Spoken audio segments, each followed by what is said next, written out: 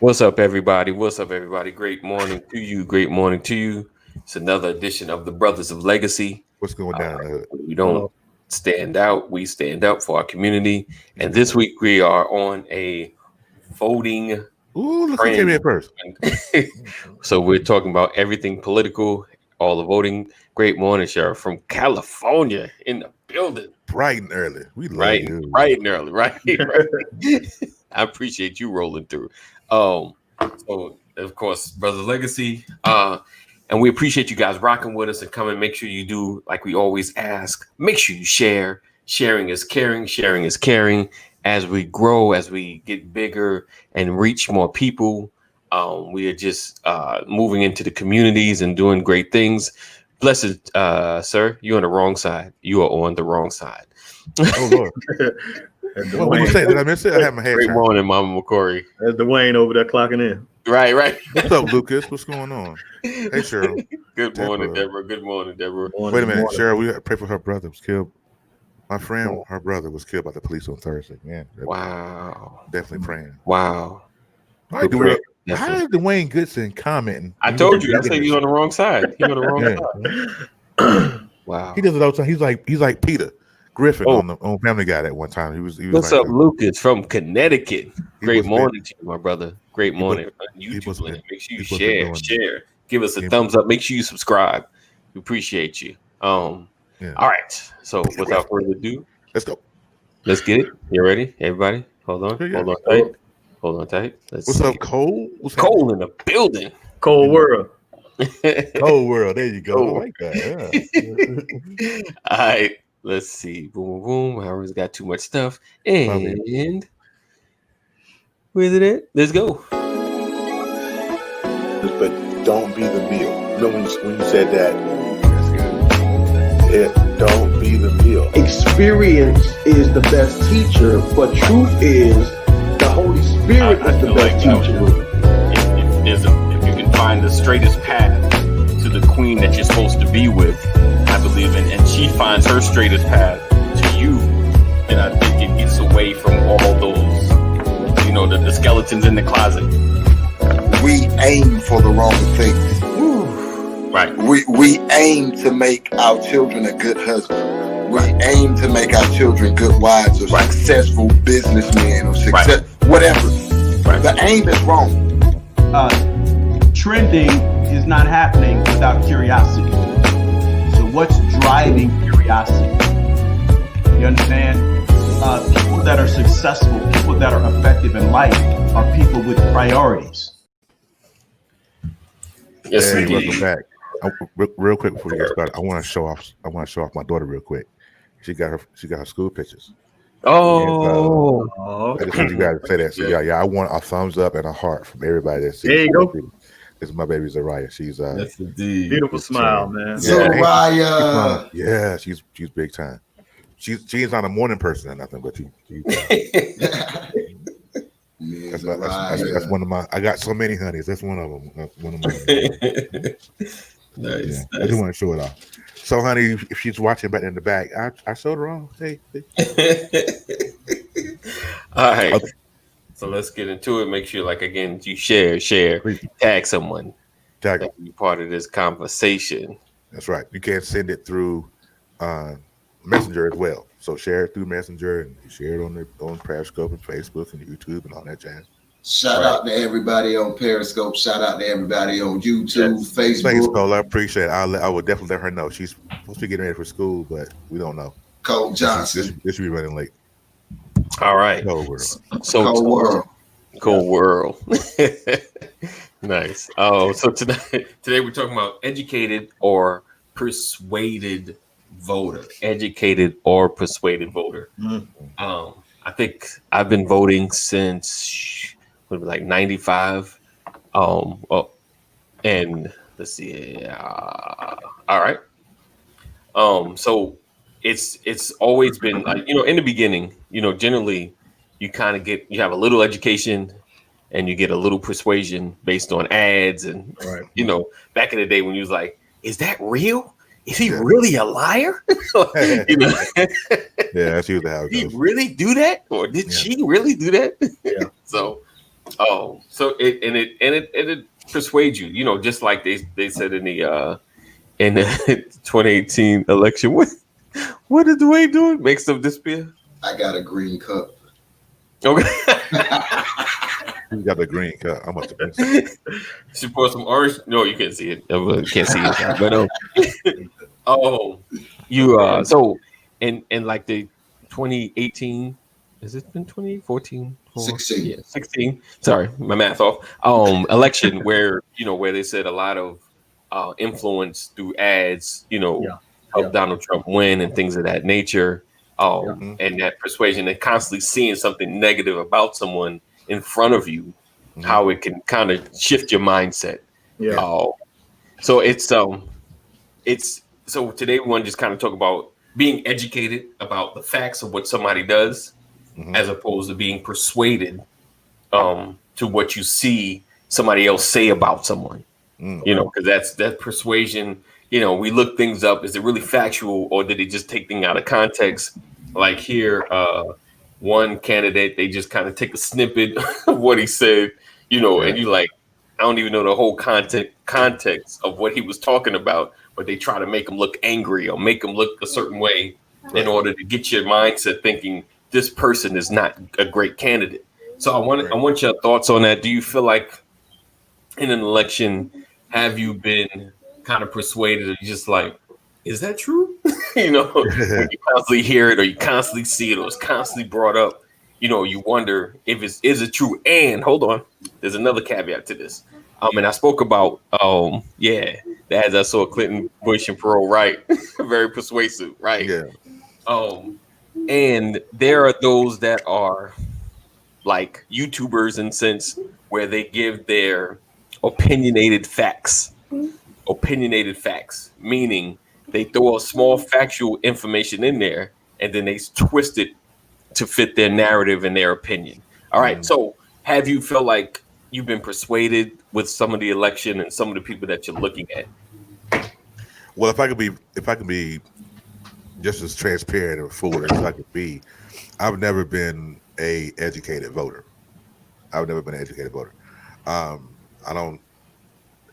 would try to pick up some things here or there, but I've voted one way straight ticket since the day I started voting. So I've never really cared. It was always just Democrat. And that was my thing. Now there were a couple of elections that almost had me flip over, and that almost persuaded me into voting for Mitt Romney. And I'm like, oh wait, I must have been smoking crack that day. But I've been straight ticket. Never been an educated voter per se, because there are some educated voters who are educated. They have it all from A to Z. I've never had it all from A to Z. I have some facts, and I've had some things that I can, some facts that I've seen or heard or whatever, but no. So if we had to be one of the two, I was a persuaded voter for the most part. And I feel the same way, at least on the bottom half of the ticket. When it came to local, there's a lot of times when I can't tell you who my alderman is. I don't know who my commissioner. You hear the sheriff broadcast a lot. They advertise very heavily, and maybe a few district people. But when you start getting underneath who's running for Senate, right, you start getting like a little lost, and then you mess around voting for Keisha Lance Bottoms, and you're not even in Fulton County. You know what I mean? Right. So it's just different. And sports car lady. I'm a little bit more educated on the top end, right? The big polarizing figures of the president and all that kind of stuff. Because people that can afford commercials. Yeah. And Warnock, shout out to Warnock. He got money behind him, and he's putting out a lot of things. The WNBA was doing Vote Warnock shirts, so he got a lot of free advertisement. So you hear some names, and whoever has the most money, that's who kind of rises to the top. But as far as educated, because I got to be honest with you, and I know this sounds bad, but I've decided not to vote for certain candidates because they had very bad commercials. Now I know that sounds crazy, but in Florida, when it don't sound crazy. It's just that's the first I've heard of that one. When the governor ran, he had in Florida, he had his kid build some Legos, and say, yeah, that's how Donald Trump's gonna build the wall. I can't vote for you with that. Like that was my no. You ain't even legit, bro. I don't vote Republican. I don't vote Republican, period, that I can remember. You know, I thought Mitt Romney was a strong candidate, but he had no shot against Obama. I think President Clinton and President Obama, if I would like to see a versus with them. I don't know who would win. That'd be a great versus. They can really campaign, man. I thought Bill Clinton really felt me. So I think Persuaded does carry a negative vibe to it, but to persuade somebody is to kind of win them over through argument, through discussion. So I'm okay with being persuaded, but like pushed is probably why I get, just because I'm black don't mean I have to go Democrat. I'm not with that. I'm not with the lift every voice. You don't got to call it that. Thank you, Joe. You don't have to call it her. Fried chicken special and all. Don't pander to me that strong. But I'm Thursday. No, see, I've always been an educated voter, but even in the middle of being an educated, let me see. I go back to 22. Going back to 22, I was an educated voter because I worked in an Intel analyst shop with a bunch of generally white people, and I didn't want to be the dumb black guy in the room when we started talking politics. That makes sense. So I always So it was like one of those I can't be the dude that don't know that. They're gonna look at me like the only black smart dude in the unit. So let me. But you held down for the whole race, right? But what I realized was, no matter how educated of a voter I was, or how educated of voters the people that I ended up having conversations were, there was a lot of cognitive dissonance even in the political realm, because I realized that I started to point certain facts out about the Republican Party, about what they don't do as far as who they say they are. And even with the Democratic Party, there were issues that I don't agree with, but when I brought up, it was like the answers I would get was, well, I still ain't vote for them. So what I found is, regardless of how educated of a voter you are, a lot of people still vote with their heart, not with their minds. I think it was Terry. I think Terry was talking about he just ain't gonna vote for Trump. Well, see, at the beginning, it was Anthony at 2016. Yeah. See, here's the difference. You had people who had a distrust for Hillary, and then you had people who had a distrust for Donald. Right.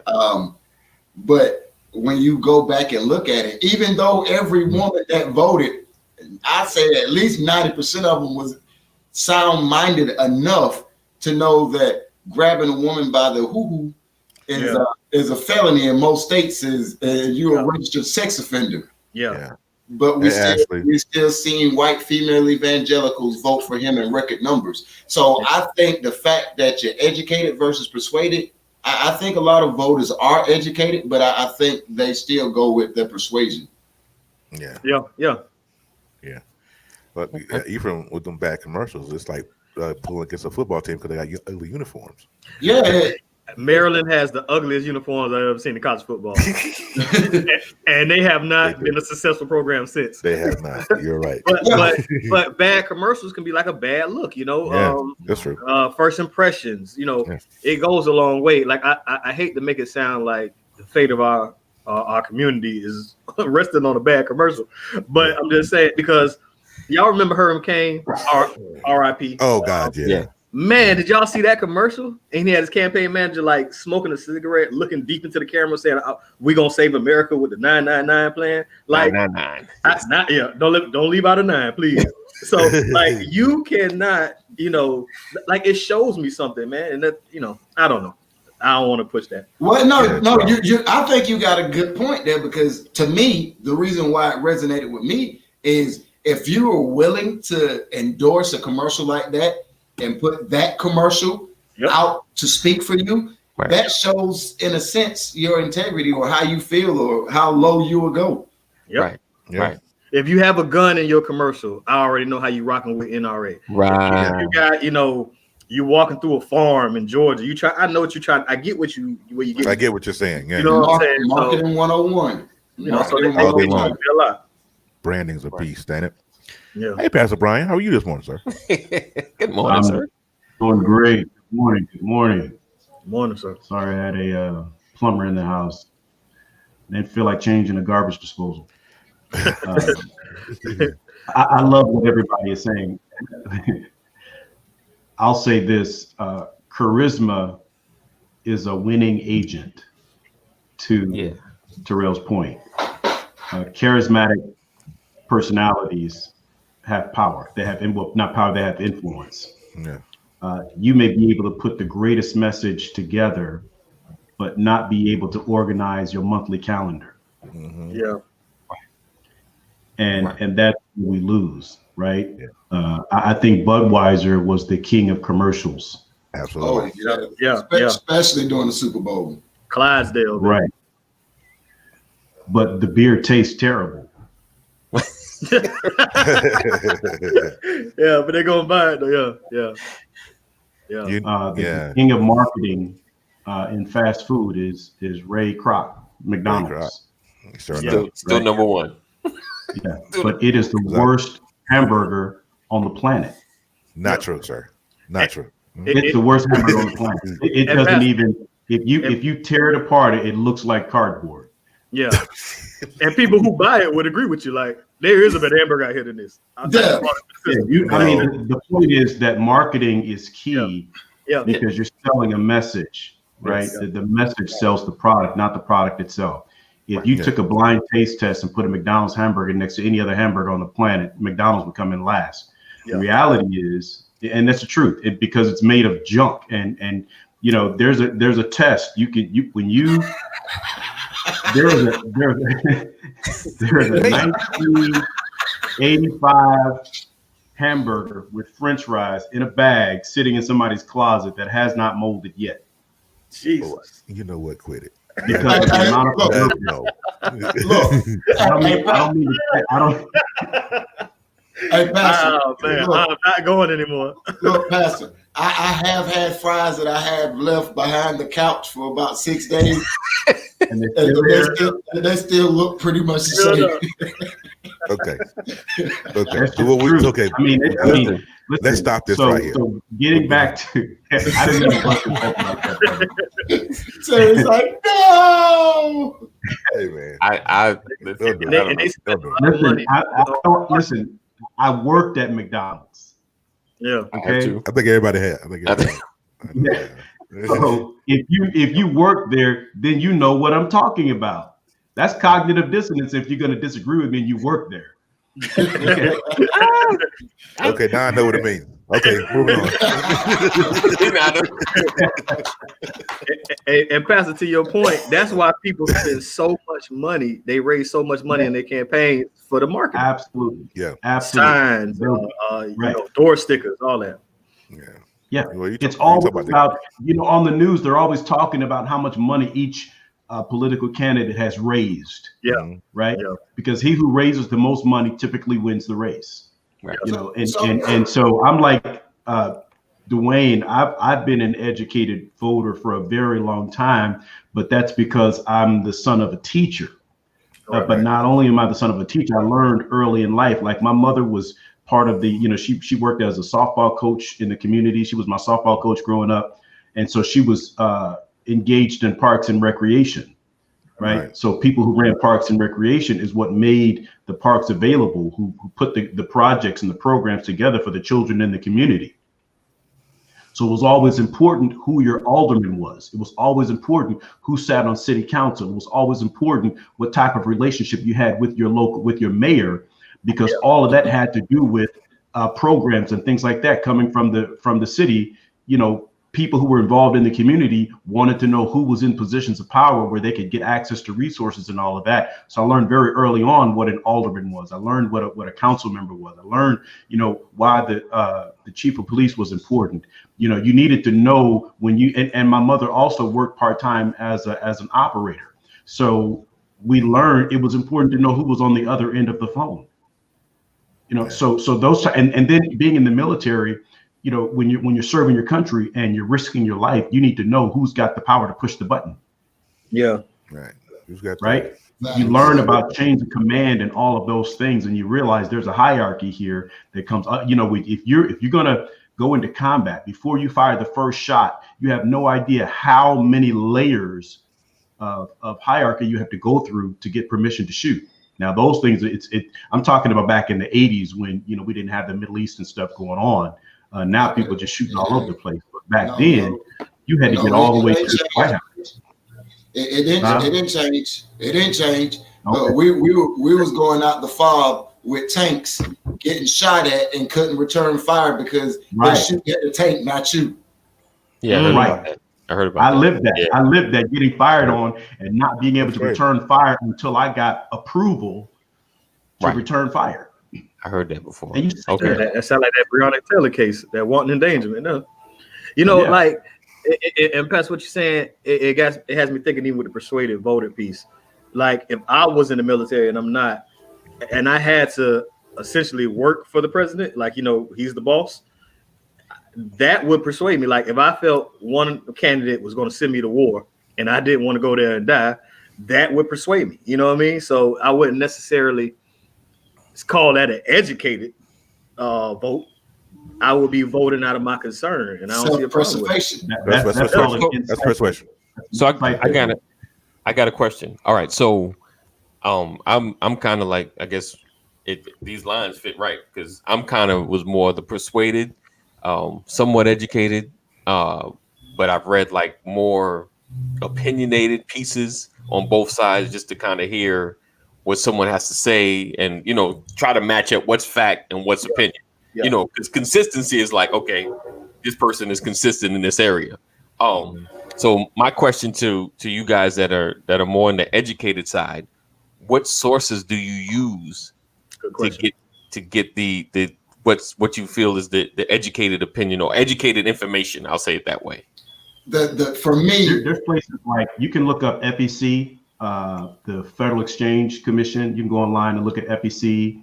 You can go online and look up Just Facts. What it does is it gives you history of where money has gone. It gives you voting history of particular candidates. So you can look up things like that. If you do a search on, political candidates history, you're going to get a list of sites that you can visit and get information on candidates. You can look at, like when you look at your House of Representatives, you look at the Senate. You can check. It's public information. You can check to see how your senator has voted over the last 4 years. Correct. So that makes something like that information. What about you, Dwayne? I like going to the source. So I would go to the Senate, the House of Representatives.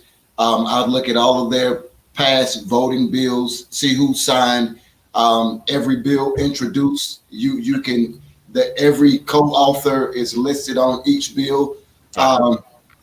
And one of the things that I found doing that, which I think we've all heard of or know of to an extent, is like when certain bills are introduced, you can see who has the, almost like Ephraim when he was watching the commercials, but just a different point of view of the same thing.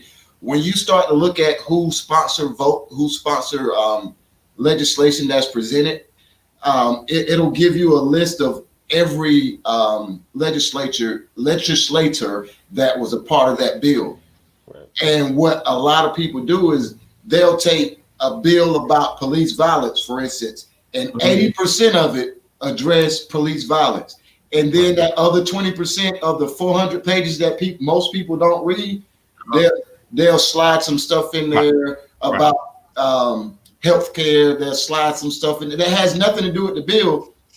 So it starts to give you an idea of who can be persuaded, who has alternate agendas, or who's not being completely honest with us. So I like to go to the bills. And when you talk about people who haven't gotten into the big arena, when I say the big arena, I assume Congress and up, away from state. You can go back to the states and their individual cities and see what bills and see what motions they passed and voted for. And you can go directly to your city websites for those things because, like Pastor said, it's public record. So even on a low level, you can still go find that information. Yeah. Hey, All right. AD on the and I'm proud to know these brothers. Y'all make me. I didn't know y'all could even do all that, so I'm going to another level just knowing y'all. But on the Persuaded side, and Cold World just put up a post, and I got a question for you. Like media platforms, there's no doubt that media plays a huge role in the persuaded side of the voter, right? Right. So is it fair? Okay, I imagine Dwayne goes to the Senate, looks at all those bills, so that he feels comfortable and that he's educated about his vote, right? Even if he finds something bad, he feels comfortable. Is it wrong for me to look at these shows? Is it wrong for me to look at Brothers Legacy? Is it wrong for me to look at Fox News, then make my vote? Because aren't we all persuaded a little bit? Like, wouldn't you persuade me? Hold on before you jump in, Dwayne. Speaking as persuaded. Segue. That's a segue. I got it. Tonight at 8:30, we have the Sisters of Legacy coming up. Ran by none other than my wife, Samantha Walker. Persuasion. Mr. Terrell. His boo. Yes, Mr. Terrell. Persuasion. Building. Yeah. As Sister Tyson. Yes, indeed. And Sister Tyson in the building. So this is going to be a great show. She has an awesome topic tonight, so you don't want to miss it. So stay tuned.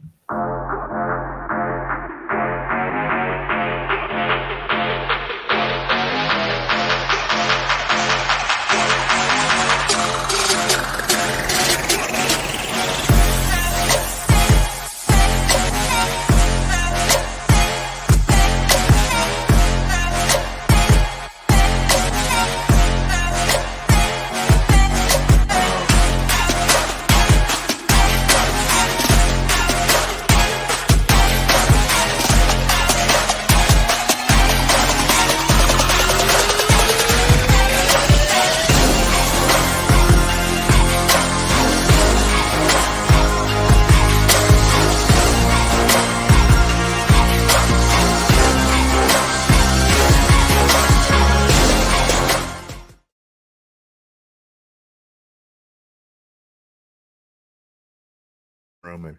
Boom. So listen. I want to correct something. Oh, okay. Okay, so I just got word. Breaking news. Miss Tangela will not be in the building tonight. So we got a special guest coming through. And I must correct myself because I agreed with Dwayne. It's Miss Taylor. Forgive me. It's Trina Taylor in the building. So it's going to be an awesome show. So you don't want to miss out. All right. So the question is this live? Yes, it is. All the way live, my brother. All the way live. All the way live. So the question was, Days a week. should we yeah, right. A day. Should we be watching the opinionated shows? Basically, that's what you're asking. Should we be watching the opinionated shows? I think so. Because no, go ahead, Terry. I think so. Simply because if you get a different perspective, right? If I'm watching as the person who has voted Democrat all these years, right? If I'm watching Fox News, which I know Fox News is Republican, and Pastor Brian made this particular comment some months ago, and he was like, you watch those different platforms to see what they really are saying about us. You're gonna get a real good indicator of what they thinking. Because they're talking about BLM with the terrorist.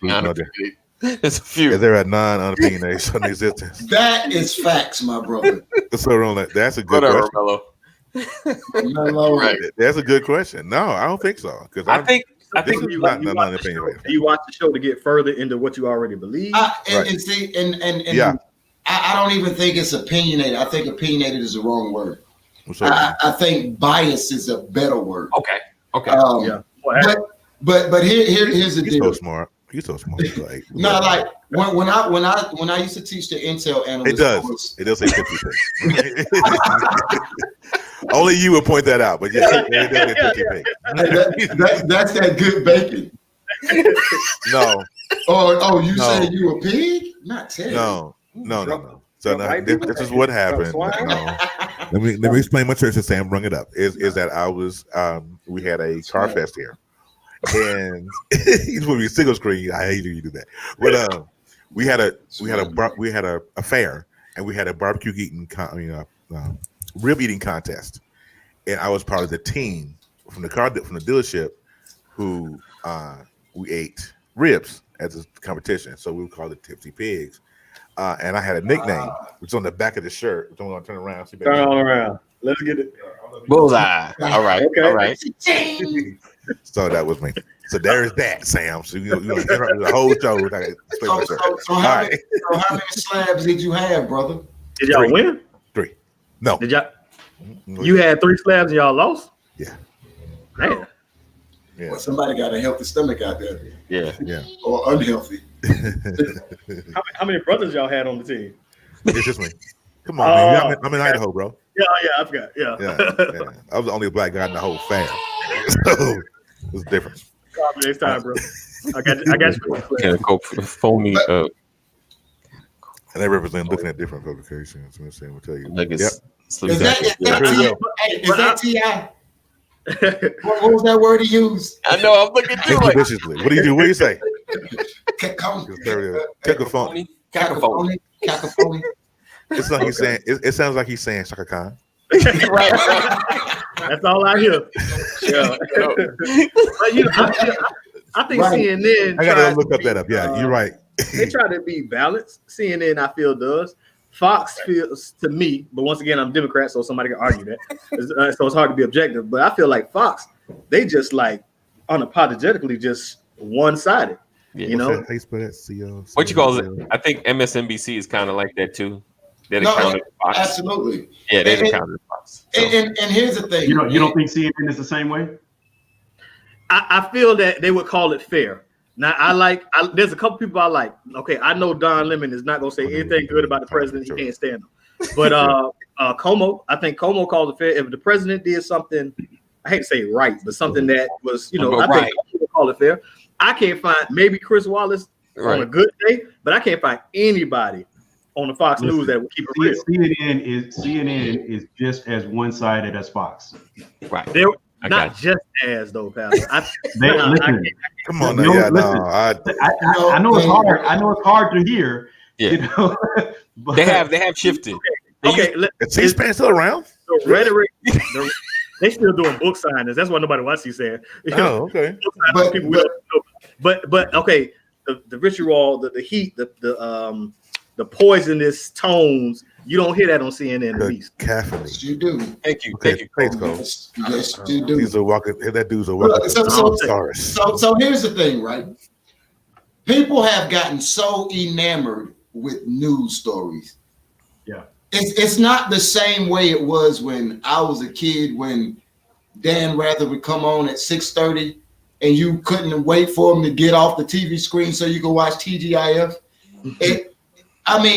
Even back then they had their own bias. So you got to realize that, number one, every news company out there is about one thing. Ratings. Profit. Ratings. It's all about profit. Yeah. Right? I agree. And just like everything else, they have targeted audiences. Yeah.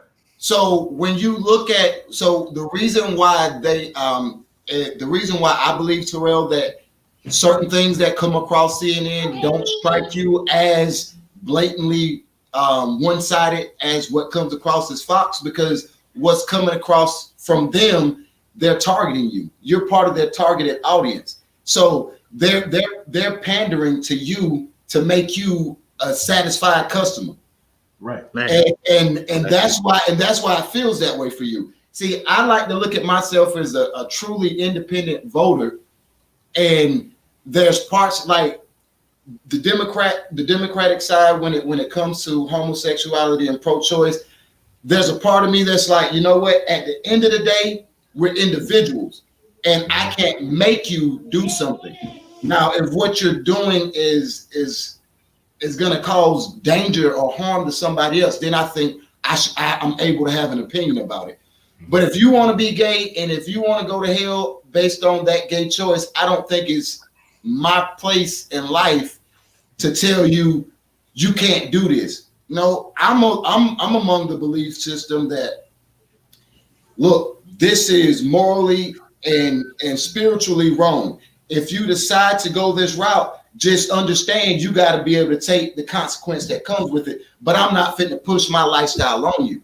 And it's those places like that, because you'll hear this on Fox. You hear the gay marriages, you hear this and the liberal this and look, we all Americans, and this is a problem that I've seen with us too long. We want to push our lifestyles on people so much that we forget about making America a better place. And both sides do it, because liberals want to live a certain way. They want certain opinions. They want certain laws, and they're going to push it. And you got, even on the liberal side, you got the extreme, and then you got the moderate. You got some, like most of us, like I wouldn't call you a liberal because I know who you are as a man. Right. But I know you also said you vote Democrat most of the time. So agenda-based, educated-based, this is what the Democrats are. And the same thing with the Republicans. And it's mirrored in media. Why? Because the owner of these conglomerations are aligned with certain beliefs from this side and certain beliefs from this side. So rarely do you get that mix that they meet in the middle of fair, honest news without slanting or bias. They're always going to throw their bias on there. Okay. Yeah. Do you have okay? And I'm a big fan of this show. I counted a privilege to be on this show today. But let me ask you guys, since this is y'all, do y'all have an obligation to educate or persuade your viewers as a media outlet? I think we have. I think we have a responsibility to talk facts, and if we have an opinion, make sure we separate what we're thinking as opposed to what's a fact. You know, because a lot of times we'll start off with how I feel, you know, and or this doesn't represent everybody on Brothers of Legacy, you know, and we jokingly say it, but it's the truth. We start off with how I feel, and you know, what's about to come out my mouth is what I feel inside. It's not necessarily a fact. And then we'll start off with, well, we read this, you know, the Congress said this or whatever, but we do separate what's fact and what's our opinion. We don't get into the meshing of the two. You know, we always speak about, and you'll see it because Pastor will say something, and then I'm like, Pastor, I don't really agree with that because it's his opinion, you know, like about McDonald's. But it's very, that's a very, see right there, that's all. He spoke straight back. I mean, we kind of have to answer Ephraim's question on my end. It's like every time I try to say something, right? Right. I will always say, you know, these opinions are strictly mine, and not as a combined entity in the Brothers of Legacy. Because that's some stuff that I think and say that I know AD's like, you know, he'll inbox me later, like Terry, why'd you know? So, but to answer, we are here to educate and never to persuade, give information, right? And I let people make up their own minds about certain things. I got a definition of persuade here because I think persuade getting a bad rap. Call someone to do something through reasoning or argument. Yeah. Is persuading such a bad thing? No, it's not a bad thing. It's not a bad thing. Yeah, but it's a great thing. I think from a political standpoint, I think is where we get into those tough waters, right? Yeah. And then that's when, because you got to realize that there's always going to be opposition. There are people who are anti-Brothers of Legacy. They don't want us out here talking about Don't let me find out. You better hide it. So you always have that. And I would agree with you, Terrell, that persuasion is the part of the human psyche. Yeah. Right? It is the very reason why you said I couldn't vote for him because of the commercial. Right. Yeah. You were persuaded. Yeah. And in your reasoning that made sense. Right. And I'm sure that someone agreed with you. Wow, if I had seen that commercial, I would have done the same thing you did. Right. You know, but again, it goes back to something that Terry said and that AD said. That's the reason why. That's the reason why we put the caveat or the statement out there. This has been my experience, or this may not be, you know, the feeling of everybody else on this panel. Right. There's always going to be somebody that agrees with you. There's always going to be someone that disagrees with you. Right. But the power of persuasion, to your point, Terrell, absolutely is alive and well. Yeah. Just like people think that conservatism is a bad word. Right. Yeah. Right. Conservative is strictly just, not liking change, but wanting to hold on to tradition. And there's certain traditions that we want to hold on to. Right. Yeah. What I say is tradition is great, just don't die in tradition. Right. Yeah, that's good. And that's the danger of tradition. Yeah. First of all, double quarter pounders are delicious. Secondly, All right. Hatino had a great point though. He said persuading is in the eye of the beholder, so it doesn't actually exist. Right. When it comes to the situations we have with the police, I would like to persuade America more than educate them. We've educated them. America, they get it together. Oh, hold on. I want to kind of tackle that a little bit. So speaking of persuasion, let me persuade you tonight. This right here, he's on fire. We have the awesome Solomon's Temple Christian Ministries with none other than Pastor Brian McCory in the building. Senior will be dropping the word tonight if I get it right there. All right, stay tuned, guys.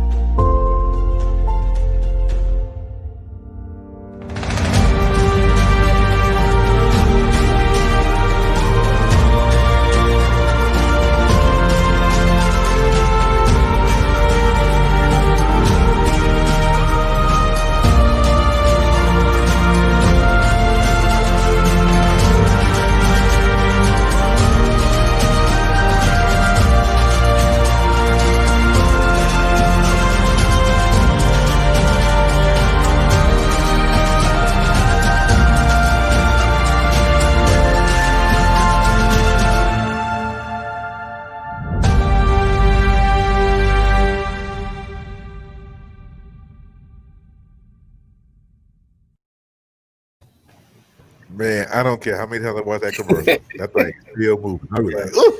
And see, that's not just commercial either. That's a really great ministry. And I know Pastor McCoy, so I'm not trying to gas him.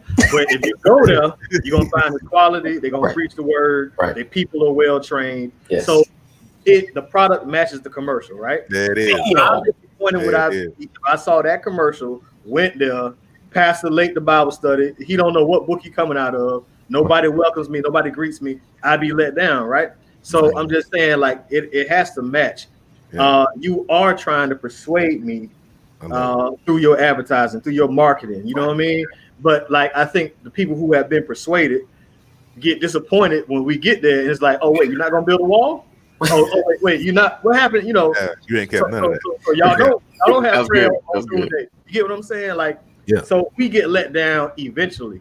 But I am cool with being persuaded. I think there's times to persuade. You know, when the video, I feel the videos, the Trayvon Martin recordings, all this stuff we've been releasing, I think that's the educated part. Anybody can take a look at it, hear people screaming for their life, hear people giving up their license, hear people die within 40 seconds of being pulled over.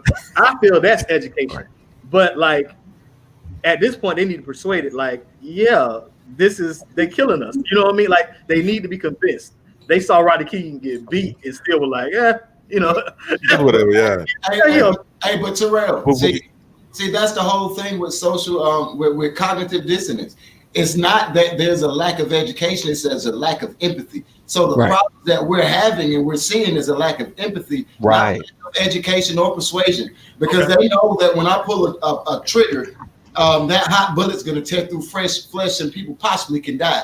If I react this way, I'm probably going to tase you and then we're going to beat the crap out of you. Look, every cop, there's no cop alive that doesn't know the ramifications of pulling the trigger. There's no cop alive that doesn't know the ramifications of me saying, officer down, need backup. I know 15 people about to come join me and they ain't asking no questions until everything is over with. So it's not even that. See, I don't think that that's a persuasion problem. I think that that's a heart issue. And that speaks to another part of the country, another reality in the country. But I think we see it in what we're not persuaded to do, because we can present case after case. We can say, what's Ahmad? What's his name from? Ahmaud Arbery. We can Ahmaud say Ahmad Arbery, and then he's like, oh, okay, well that's a one-off. George Floyd. Well, you know, Breonna Taylor. Well, you know, Atlanta at the Wendy's. Well, you know, the dude up in Wisconsin. We're talking about a couple months period. Yeah. That's not a persuasion issue. That's a I don't give a big issue. But you know, it's so crazy, like how divided we are. Like, why couldn't someone? And I probably mentioned this before, and you're killing me with pulling out the glass out the air. It looks like let me do it. He got superpower. Like, ain't got his pinky up. Hold on. I know we're getting off. Let me just do this real quick. Look at that. Hold on, put it back. Nigga. That's the predator, man. That's the predator. Yeah. All right. Yeah. Right. So we've never seen someone with a Make America Great Again cap with a Black Lives Matter shirt. Why is that? Ooh. Why is that? Why is there such a dividing line when every incident comes up? You know, like, what's the persuasion happening that someone can't say, you know, Breonna Taylor, you know, they're right. You know, we need to do something about this cop situation. And, you know, I believe this man can make that happen or do something about it. You know, I think that's been my conundrum. I've been really thinking about, like, why is there this dividing line in this? We see these things happening. Why not, you know, say something? You know, about the only thing that got almost everybody in agreement was Oil and water, Mike said. 9/11s. Oh, well, no. I'm talking about black issue. A black issue. Okay. Not even Trayvon Martin. What was George Floyd? You know, everybody said yes, the police shouldn't have had his knee on the neck. You know, like that. Like I've even heard Rush Limbaugh agree. Like, yeah, they shouldn't have done that. Rush, you know. Yeah, he was on the Breakfast Club. The Breakfast Club. Yeah, but I think there's also a caveat there, though, right? You know, yes, because initially it was, that didn't look good. That was not a good look. Right. You know, it was murder.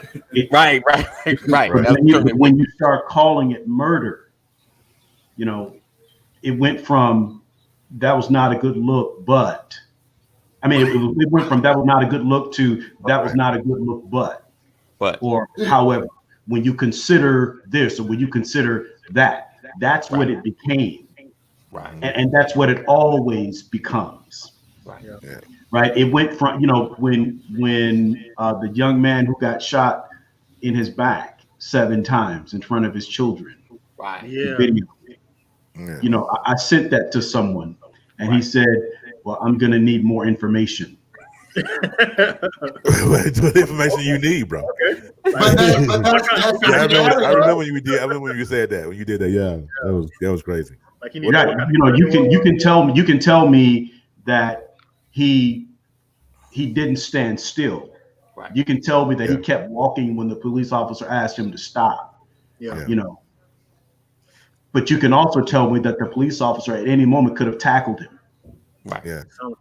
Or he could have tased him. Or he could have used his CS gas. But before you even get to tasing, right? You know, the reality is you could have stopped him from getting to his door before he got to his door. Right. All right. You also could have stopped him from opening the door. Right. Right. You know, just swift kick to the door. But here's something. So there's so much to it, and so the point that I really want to make is, you know, to your question, AD, why have we never seen, you know, a person with a red "Make America Great" hat and a Black Lives Matter T-shirt on? Yeah. For the same reason, you can ask, how can a person of color put on a "Make America Great Again" hat? Mm-hmm. Right? When you see the historical account of the person who made the hat. Right. You understand? You can talk to me about finances all day long. Donald Trump was just here in Atlanta campaigning, and he had a specific message, a platinum message, his pillars for the community of people of color, right? The challenge that I have with that is there is nothing in your history that shows me that you have me in mind? Yeah. Right. Nothing. And so I need said that this shirt. yesterday, when you consider a serial killer, everyone has a signature. There's a pattern of behavior, you know. So for and this is just me. So for Donald Trump to come to Georgia and say, here's my agenda for the African American, what you're saying is, it's true we have racial disparities. It's true we have economic disparities. It's true we have social injustice. It's so true that I have had to carve out a specific agenda for those who have been affected. Hey, Tonya. So if you have to carve out a specific agenda for a particular community of people, but you can stand in Washington, D.C. and say, we don't have these issues. Which story which is it, the red pill or the blue pill? Right. Literally the red pill or the blue pill, because here's the way that I look. This question is simple to me, but it's deep at the roots. You got two different brands of elitism in America, if you will. The conservative elites, the Republican elites, right? And when I'm talking about elites, I'm talking about money only, right? Have a good one. So the question you had, AD, make America great again, it speaks to one set of elites. And then the Black Lives Matter speaks to another set of elites. Because we have to understand that Black Lives Matter, the organization, does not represent what you see on this panel today. Right, cool. You read their agenda on www.blacklivesmatter.com. Go read their agenda. It's more about gays and a whole lot of other hidden agendas than just. But here's the deal: when you utter the term Black Lives Matter today, what by white people? What's seen? Do they see Black men who work every day, who don't have a criminal record, who take care of their children? Is that what they're thinking about? Absolutely not. The first thing that comes out of most people's mouth is, oh, you guys are a terrorist organization and you're closely affiliated with Antifa. You know why? Because the liberal elite, George Soros, is like, hey, I got all these billions and I can't stand those people on the other side. I want to drain all their money and everything they got. So I'm going to side with y'all because the typical person does what's comfortable for them. Water follows the path of least resistance, right? So if you're Black and you see a Black man, an unarmed Black person killed, is that going to piss you off? Probably so. And that's what we do, because most of us, we are more emotional and we act off the emotion as opposed to stepping back and look. White people are no different. You take the white conservatives on the other side, make America great again. When the moment somebody talk about, well, when has America ever been great? Because there's two sides of the story, right? As a soldier, I've been to 14 countries, and I can say that America is the best country in the world with all of her problems, because I've lived other places and I've seen the difference between here and there. So they take that false patriotic approach. And the problem is, we're not saying America's not great and it's not the land of opportunity, but we're saying that for people that's like me, it ain't changed since they had us in change. Yes, it's different from then, but laws are still the same, and we're still. Some people say get over it. When do you want me to get over it? What happened pre-1865? Because I still see it in 1995. I still see it in 2005, 2015. And it's that back and forth. You got the people in the middle who can really make a difference. Black people and white people who got more in common than they got in difference. We're going at each other because somebody's playing chess and we're the pawn pieces. That's why you never see the Make America hat, Make America Great Again hat, and a Black Lives Matter t-shirt, because neither one of them represent what they do on the surface. On the surface, Black Lives Matters, hey, my life matters. But that's not what they're going at. On the surface, Make America Great Again means, hey, let's make us even better than we've ever been before. But beneath the surface, it's saying, hey, let's go back to a day and time when this class ruled everything. And over here, it's saying, let's go back. It's another way of saying Democrat, Republican. It's another way of saying black, white. It's another way of being divisive. And it is reality. And we got to get over slavery, but 9/11 we'll never forget. Well, never exactly. forget it. Never forget 9/11. Yeah. And I watched the documentary yesterday. But you know what? This is what I've been struggling with for the past couple of weeks. I'm gonna get to saying this might not be the best point, but I want to get to saying this is what I've been struggling with. I was watching TikTok the other day, and Lizzo did a duet with a young lady, and she did a poem called "What Do We Do?" And she was simply asking, "What do we do as a people to get the attention that we get? What do we do as people to be demeaned and lynched and all of that? What do we do to make people hate us as much as they do? Yeah. What do we do?" Really? I remember that was the point. Yeah, that's what I've been struggling with, because I'm trying to figure out what do we do. What do we do directly to white people or any other people that hate us to get what we get? I mean, I understand what we get, the lynching and all that, Rodney King, Trayvon Martin, but why? Why do they hate us? What do we do? They drug us over here. We might not have been. We was over there in Africa, booby free over there. We were chilling. They put us on boats. Yeah. Chained us, brought us over here, built America on our backs, and now you hate us? What do we do? Well, can I give you a little bit of? Go ahead, Pastor. No, what's up, Angel? No, you go ahead, brother. No, I was just gonna say, okay, so let's talk about a simple truth that won't take long. At the end of slavery, 1865. You've already taken too long. Okay. I'll make it even simpler for you. You know what you did? You were born black. That's it. Okay. But why does being born black? That's the point. Listen. Now you're asking the question why. First you ask what. You ask what did you do? And what you did is something you had no control over. You didn't do it, God did it. Right. Yeah. Okay. Okay. Born black. Okay. And the reality is for your experience, your experience is because of the color of your skin. Okay. And what the color of your skin represents to the other side. All right. Okay. Yeah. Now, agree or disagree, but I don't know anyone that can challenge that, because I said this 2 weeks ago.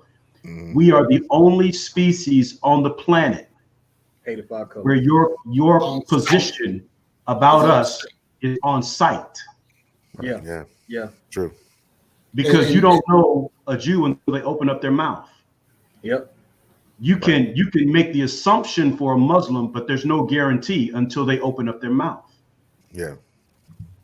Not us. But for me, it's on sight. Before I open up my mouth, you've already made a decision about me. Yeah. And then to further what Pastor said, it's sad. At the end of slavery, 1865. Let's talk about the workforce, right? Who knew how to build houses? Who knew how to build houses? The ones who was building houses for free. Who knew about farming?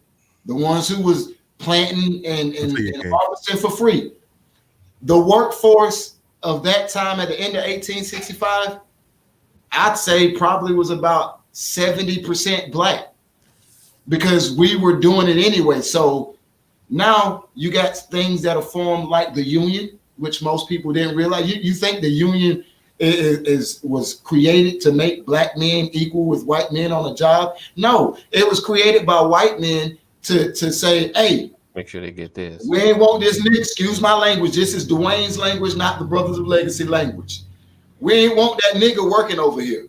Right. We ain't want that coon, that monkey over here. It's control. So it became a control, because everybody who was doing the work was black and came from a plantation somewhere, because that was the workforce. Right. And white people had to catch up because they never had to. So, you get a job because you got the skill to do it, but you're not a white man, and now I got to pay you. So white men started taking particular offense to that. Right. Add it to the fire of why they might hate you already. Yeah, I think it's this. To me, I truly, and always believe it's an economic thing. You know, I mean, I get it. I think the disparities and the dislike is, I don't want you taking what's mine. Yeah. I don't want you taking what's mine. You know, Even though I took it. one of you in this job means more you are coming. Yeah. You know, Right. one of you in this that's neighborhood weird. means more you are coming. Absolutely. That's not a I think dislike. it's That's a fear. Yeah, I think it's a fear. It's economics. You know, as we progress, like I really need to study like how we kind of conquered, in a sense, at least playing, you know, with basketball, how it went from one shade to another. You know, and I wonder what the backlash was from that. You know, I'm gonna dig into that, but it's crazy how I really feel like it's more economics. You know, like. You know, we want you to have it's the same thing that happened, and that what they're fearing of too. It was the talent shift. You can't deny the talent. I'm not going to lose money in championships because I want to promote white. I try to slide them in there where I can, you know. Yeah. But this boy here is jumping out the gym. Right. So I gotta sign him, right? Right. And the same thing they scared with Dion. If we take take our talent to South Beach, what happens? You know, if we move all our money, what happens? Right. And like Pastor McCoy said, I think it's a fear. I hate the nutshell racism. It's too hard to do. But like I feel like this time we're in, it's just a fear of loss of white privilege, man. They don't want to have to clock in. Somebody said it earlier in the comments. Work. They don't want to have to lose their home values and all that stuff. I mean, like, if we get on a level playing field, they have a fear of what does that mean for me? Right. I believe this Corona thing has made white people feel like we've always felt when we go in the stores. Someone checking you at the door, someone following you around, someone making sure you got your stuff in order. And get mad. I don't have to wear my mask. You just tell me. They fighting the mask hard. They fighting the mask real hard. Yeah. You know what? Speaking of, I see like an 80-year-old woman. She had to be close to 80. She was pissed off about that mask in Walmart. And I'm like, that's because Donald Trump persuaded her that it was not necessary. There it is. There it is. One time for the persuaders. I'm just saying. I was looking at. I was like, I know Corona's real. I think that it might be overrated in some areas, but you the age group of people that's dying from this, you might want to put a mask on. Yeah. Persuasion is real. She said persuaders. Yeah, mount up. But you know what's funny? We talking about the difference in races and all that good stuff. I was watching that video the other day where there was a mother who got arrested at a football game for not wearing a mask. I don't know if you guys see that video. I saw that. And she, was totally belligerent with the cop. She was totally. That was a joke. Yeah, it was a black cop. It was a joke. Right. And so now I'm thinking, is it really that bad to where if a black cop arrests a white woman, there's nothing said? Now, had he shot her, it'd been a problem. Nobody would have said, why did they bring the chair to his house? Yeah. They'd have bring the chair to his house. It wouldn't even been no jury. It would have been a trial or nothing. Yeah. Roll up old Sparky on his front porch and run the plug to his living room. That's it. Yeah. Can I say what you're talking about? Speaking of stats, Terry, you want to know why that's never a problem? All right, that's never a problem. You want to know why that's rarely on the news? Because when that happened, people get fired extremely quick and charged even quicker. Yeah. That's why we don't discuss that, because it's not a problem. People say, well, white cops get killed all the time. Yeah, whoever killed them go to jail. Yeah. White cops kill white people too, and if they find that it's wrong, like the last time I saw, there was a guy in Phoenix, so a white exterminator in a hotel room that had a BB gun that he used to kill rats in certain locations. Yeah. And somebody saw him in the parking lot, and he's got a rifle in the hotel. They go in, shot him, killed him. Guess what? 3 officers fired the next day. 2 officers charged with manslaughter. It's the justice. Did you see the video of that? No. If you did, man, and it's a white kid now, it's gonna shake you up, man. Wow. Like they were completely scared. The boy hollering about he don't want to lose his life. Wow. They tell him to crawl backwards on his floor. Wow. They threaten him. They like the commands are confusing, and like bro is like dead in seconds from an AR-15. Wow. and it's a white kid, and I'm talking about it was scary. Wow. 2 days.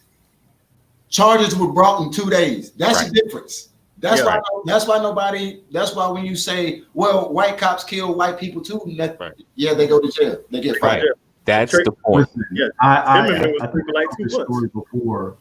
I think I shared this story with AD and Terry before about my neighbor when I lived in Champaign, Illinois. Lived right across the street from me. You know, we would grill at each other's houses all the time. The husband and I rode motorcycles together. You know, our children played together. And it's a white family. And one day, one Saturday morning, the wife came over to the house and said, yeah, we had to take our son, our little 5-year-old son, to the emergency room. I'm talking about folks that I broke bread with. We hung out. You know, race never came up. Right. And one Saturday morning, she comes over. She's telling us how they had to take their son to the emergency room. And she said, when we got there, you know, I was so frantic. I was panicking. She said, but we got to the doctor and he did a really good job. He was black, but he did a really good job. Catch that? It was black. Awkward. Yeah. And I was like, wait, what? You know, wait, what was active? It was a term all the way back in the late 80s, early 90s. Yeah. Wait, what? This was in 92. And I'm like, back up. Chrissy, what do you mean he was black but he was good? Well, you know. But I'm talking about my neighbors, man. You know, we hung out on the regular, and she had no idea what she was saying. What did that? But what did that mean to y'all relationship? Like the time y'all spent together? It was over. That means I'm saying it wasn't over. No, I'm saying, but like, what did that mean? What did that reveal? What do you think y'all had? Was that real? What y'all had in the past? You know what I'm saying? At that moment, what did you feel about what y'all had shared up? Right, because that's what was in. That's what it immediately comes into question.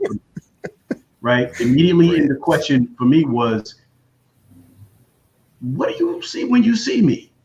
And what I learned is that in the movie White Men Can't Jump, when Wesley Snipes and Woody Harrelson was having a conversation about Jimmy, you don't hear Jimmy. Right. I found out the reason that people love Jimmy, that white people love Jimmy so much, is that they separated him from the black race. He wasn't black. He wasn't white. He was just Jimmy. You're not like them. You're not like them. Right. He liked them. He different. Right. I hate that. Well, you know, you Brian. I ain't talking about you. You Brian. Right. I'm not talking about you. I'm talking about those other guys. Yeah. You know. So the black guys. Yeah. All right. So we're about to wrap it up and get up out of here. I appreciate you guys rocking with us. Listen, tomorrow, of course, tackle this and some other things, but I want to talk about what about the non-politicians that jump into the ring? How do we know who they are when they run? Like, it's their first time being an alderman. It's their first time running for mayor. When they have no political track record, how do we track them? All right. So that's kind of the base of the discussion, because I know a lot of times I read, like, I got my ballot, I'm going through it and I'm looking people up, like studying a little bit, like, who's this? It took me like 2 days before we actually sent it back in, because you're like, who is this person? Who are they? If they've never run before, if they've never been in politics before, how do you find out who they are? All right, we're going to tackle that tomorrow and other things on the Brothers of Legacy. We appreciate you guys rocking with us and sharing. If you're on YouTube, make sure you hit subscribe, hit the like, put some other comments and let us know who you are and where you're from. If you're in Periscope land, make sure you follow. And if you're on Facebook, follow and share. And if you're on Facebook, make sure you share. What's up, Dwayne? Shout out to all the first time. Yes. Alfino. Appreciate it. Thanks for rolling. It's our first time here. That's good stuff. Thank you indeed. for being a friend. I didn't do my giving ad, but we are in the process of growing and reaching different neighborhoods. So feel free to give. at BOL 2019. It's Cash App $ BOL 2019. All right, so we appreciate you guys rocking, and as always, we love you, but God loves you more. Take care, and we see you in the AM.